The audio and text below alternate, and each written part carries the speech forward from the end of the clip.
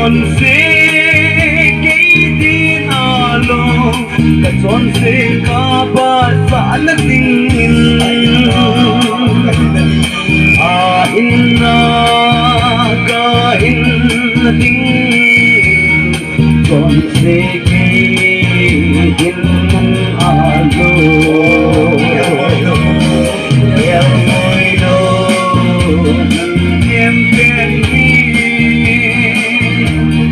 Ato ikaw Maria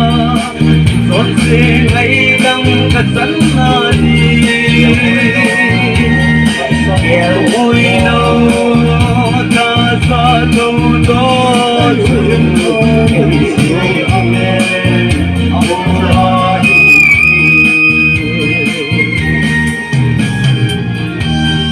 Bagay na cross to love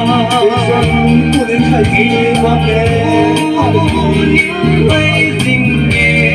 Kaling ati kiel singing Ato na sadze getting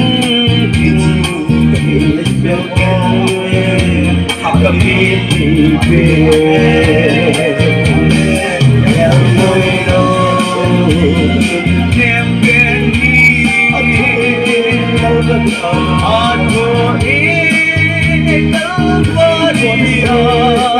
Sonse ngaylang kasanali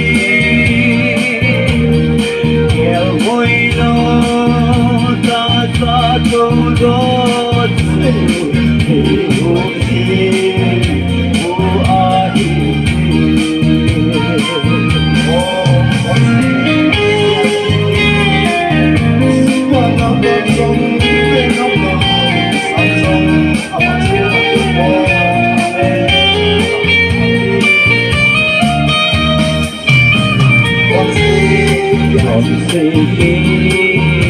dia atin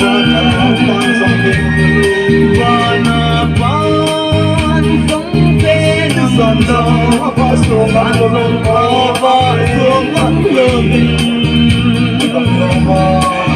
ibang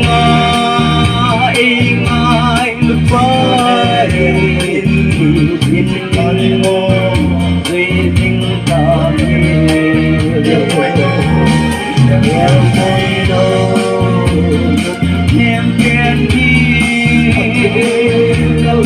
Ato ikaw Maria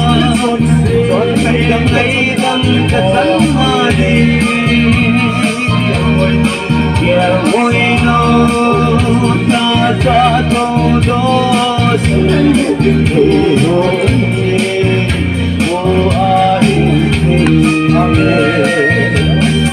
Ewoy no kasadodot